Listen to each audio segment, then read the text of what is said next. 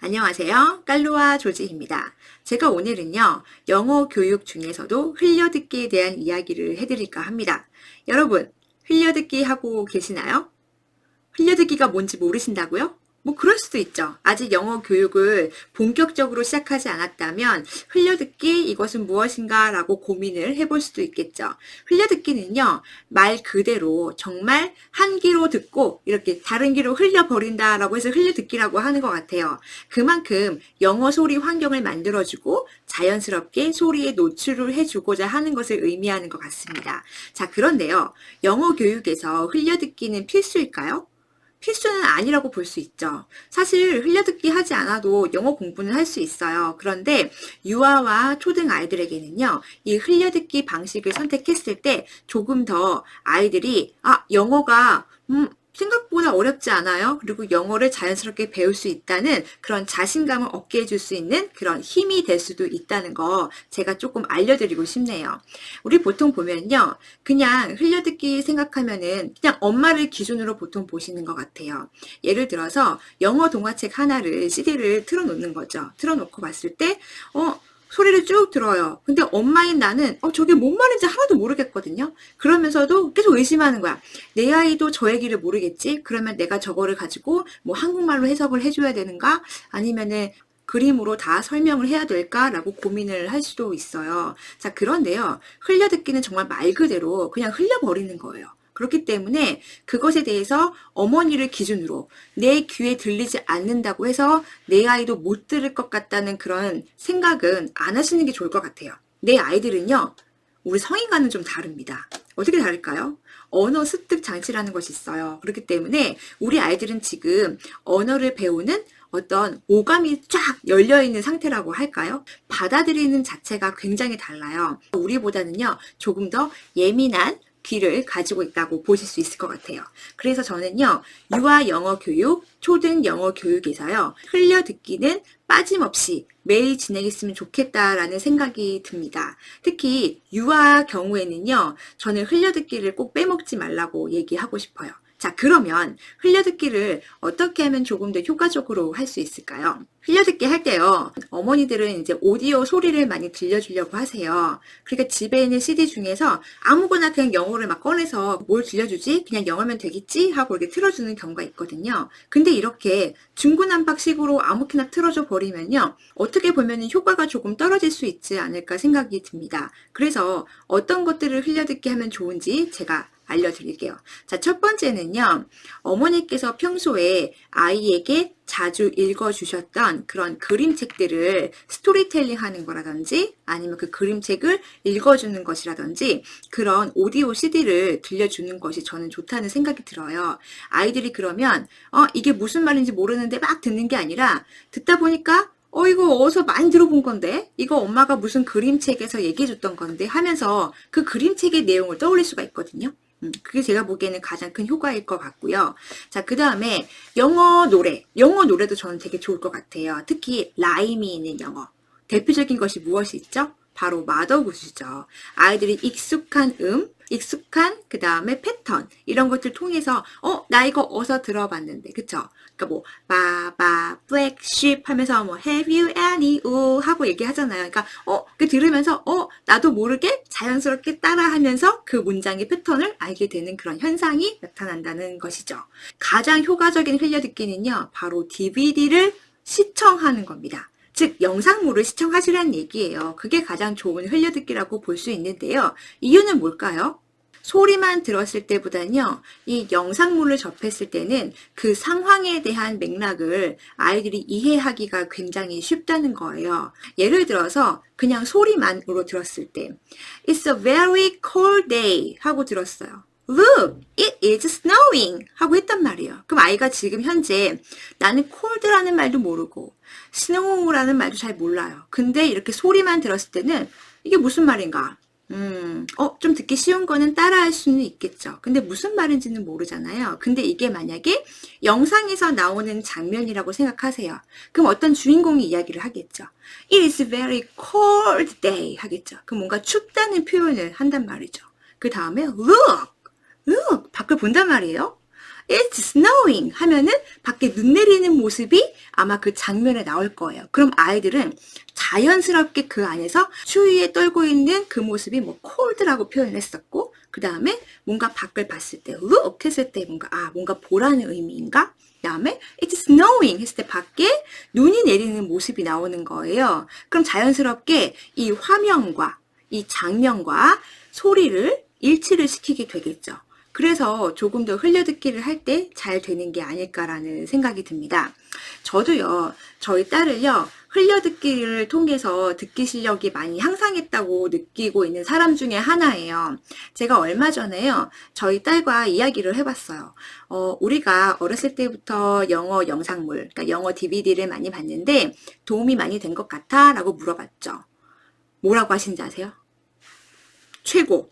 정말 자기가 영어 공부한 것 중에서 영어 DVD 본 게요, 가장 도움이 많이 됐다고 그렇게 얘기를 하더라고요. 그 중에서도 그 1등 공신이 무엇이냐, 어떤 DVD를 봤을 때 너가 가장 효과적으로 영어를 배웠느냐고 물어봤더니요, 두 가지를 이야기를 했어요. 뭐였냐면요, 첫 번째는요, 억터넛이라는 영어 애니메이션이고요. 바로 그 두 번째는요, 엘로이즈라는 영어 애니메이션이에요. 그래서 저희 딸 영어 이름이 엘로이즈예요. 너무 좋아해가지고 그래서 엘로이즈라고 바꿨는데, 자, 제가 이제 물어봤어요. 그러면 너가 옥터넛을 처음 본 나이가 5살이야. 5살이고 옥터넛을 정말 즐겨보던 나이는 7살이었어요. 아무것도 모르는 그런 문장 패턴이고 아무것도 모르는 상태에서 어떻게 그렇게 옥터넛을 열심히 보고 그 대본까지 외울 정도로 그렇게 보게 되었냐고 제가 물어봤었거든요. 뭐냐면요, 첫 번째, 바로 관심사예요. 저희 딸이요, 그렇게 물고기에 관심이 많고요, 바다 생물도 관심이 굉장히 많았거든요. 그래서 처음에는요, 그 DVD를 봤을 때 내가 영어를 익히겠다는 그런 마음이 아이들은 사실은 1도 없잖아요. 그렇죠? 내가 좋아하는 뭐 물고기가 많이 나오고 뭐 펭귄도 나오고 북극곰도 나오는 거예요. 그냥 이게 너무너무 좋은 거죠. 그래서 그 장면을 보는 것만으로도 와, 너무 좋아서 그걸 보기 시작했던 거거든요. 그럼 영어를 하나도 모르는데 그거를 어떻게 계속 반복하게끔 볼 수 있던 힘이 무엇이냐라고 했을 때 바로 캐릭터의 힘이라고 얘기를 해요. 이게 뭐냐면 애니메이션을 보면요, 등장인물이 등장을 하잖아요. 우리가 그 드라마 볼 때하고 똑같은 거예요. 저 주인공 이름이 누구고, 그쵸? 저 주인공 이름이 누구고, 이거를 우리가 딱 기억을 해야 이 스토리를 파악하는 게 되잖아요. 아이들도 똑같더라고요. 그러니까 영어를 모르는 상태에서도 DVD를 볼 때, 제가 바나클이고, 제가 콰지고, 이런 것들을 아이들이 자연스럽게 알게 되는 거예요. 왜냐면 그 상대와 또 상대가 있을 때 이야기를 할 때 이름을 자꾸 부른단 말이에요. 바나클, 뭐 콰지, 막 이렇게 부른단 말이에요. 그러니까 뭔지 모르겠는데, 제가 바나클이구나, 제가 콰지구나. 이게 바로 시작이란 얘기예요. 우리 아이들이 뽀로로 처음 봤을 때 캐릭터의 이름을 하스타워 외우는 것처럼. 어떻게 또 영어를 알게 됐냐면 그 캐릭터들이 좀 말하는 특징이 있대요. 그래서 자주 쓰는 표현들이 있다는 거죠. 아이들이 생각보다 그런 발견을 굉장히 잘하더라고요. 뭐 press the button, 뭐 이걸 말하는 버너클이라든지, 뭐 콰지 같은 경우는 뭐 뭐 이런 표현을 많이 하기도 하고요. 아이들은 그 캐릭터 분석을 자연스럽게 하는 것 같아요. 그렇기 때문에 DVD 영상 시청을 좀 재밌게 한다는 거는 전 굉장히 좋은 방법이라는 생각이 들어요. 그럼 DVD 볼 때 자막을 틀어줘야 되나요? 틀지 말아야 되나요? 이런 것도 많이 물어보세요. 일단 유아 아이들은요, 한글 자체 자막을 읽는 게 굉장히 익숙하지 않아요. 그렇기 때문에 유아에게 자막은 제가 보기엔 불필요하다고 볼 수 있어요. 어차피 한글이 나와도 보긴 하지만 빨리빨리 볼 수 있는 독해력을 가진 아이들이 그렇게 많지 않아요. 그렇기 때문에 자막에 너무 신경 쓸 필요는 없겠죠. 자, 그럼 유아 때 흘려듣기 어떻게 하면 좋을지 제가 좀 차근차근 이야기를 해드려 볼까 합니다.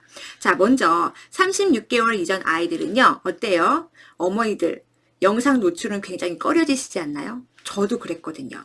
한글 TV조차도 별로 보여주지 않았을 때였어요. 아이들에게 무슨 영어 DVD를 보여준다는 거는 왠지 하면 안 될 것 같은, 나중에 혹시 이렇게 보다가 미디어 중독이 되는 게 아닐까? 또는 내가 너무 DVD에 의지하지는 않게 될까? 이런 생각을 했던 것 같아요. 그래서 제가 보기에는요, 미디어 노출을 조금 꺼려지시는 분들은요, 굳이 제가 DVD를 막 보여주라고 얘기하진 않아요. 그러면 그 분들께는 어떤 게 좋을까요? 라임이 있는 그런 영어 동요를 많이 들려주는 게 좋겠죠. 뭐 마더구즈라든지 아니면 노부영, 노래로 부르는 영화, 동화 이런 것들을 많이 들려줬으면 좋겠어요. 단 그냥 소리만 들려주는 건 의미가 크지 않고요. 먼저 어머니께서 그림을 보면서 그 노래를 함께 읽어주는 거죠. 그러면 아이들은 조금 더 이해가 굉장히 빠를 수 있거든요. 그래서 내가 봤던 그림책, 내가 봤던 동요 관련된 그림책들 이런 것들을 보고 그 다음에 우리가 오디오로 소리를 자꾸 들려주는 거예요. 그쵸? 그러면 아이들도 조금 익숙해지겠죠? 이게 바로 시작이라고 볼 수 있을 것 같아요. 자, 그러면 36개월 이전에 영상 노출을 하고 싶은 분들은 어떻게 하셔야 되느냐? 너무 많은 시청 시간을 아이에게 허락해서는 안 된다는 거예요.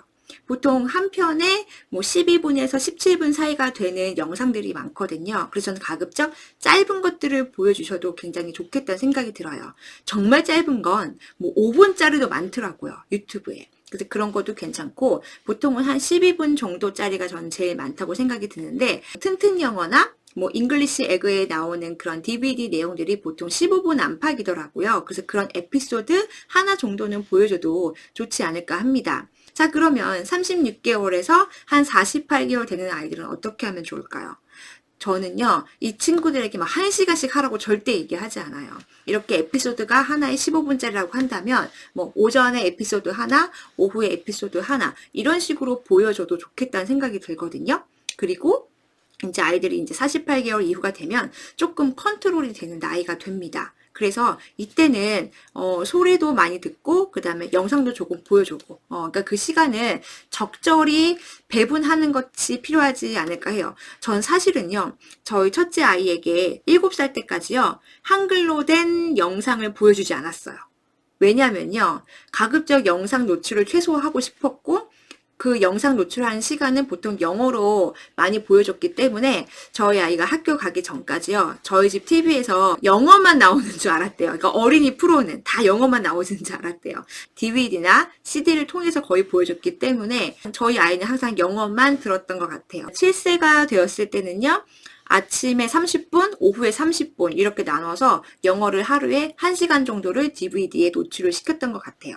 그리고 아이가 평소에 이렇게 놀이를 할 때도 저는 가끔씩 CD를 많이 틀어줬거든요. 저는 그때 이렇게 창작동화 같은 구연동화 CD를 많이 들려줬었어요. 그리고 아이가 이제 거부감이 없다는 이제 전제하에 그때부터는 아이가 본 DVD 영상을 인비오라는 기계 많이 아실 거예요. 그쵸? DVD를 그냥 오디오처럼 소리로 출력이 가능한 기계잖아요. 그래서 그거를 통해서 아침에 봤던 DVD를 낮에 놀면서 그 DVD 소리를 그대로 노출을 시켰던 거죠. 그럼 아이가 놀다가 그래요. 이거 아침에 봤던 건데? 그때 나왔던 거야, 엄마. 이거 무슨 장면이야? 이렇게 얘기를 하더라고요. 생각보다 아이들의 기억력이 굉장히 좋아요. 그래서 이런 식으로 저는 흘려듣기를 좀 활용을 했었어요. 지금까지 제가 유아와 초등까지의 적합한 흘려듣기 방법에 대해서 설명을 드렸어요. 아마 도움이 되셨을 거라고 저는 생각이 들고요. 우리가 가장 먼저 해야 될 것은 무엇이죠? 바로 흘려듣기 시간의 확보입니다. 그래서 저는 보통 아침 시간을 활용하시라고 얘기해요. 아침에 우리가 조금만 일찍 일어나면요. 이 흘려듣기 시간 정도는 전 충분히 확보할 수 있다고 생각이 들거든요. 여러분도 꼭 하실 수 있을 거라고 생각이 들고요. 흘려듣기 절대 포기하시면 안 됩니다. 아시겠죠?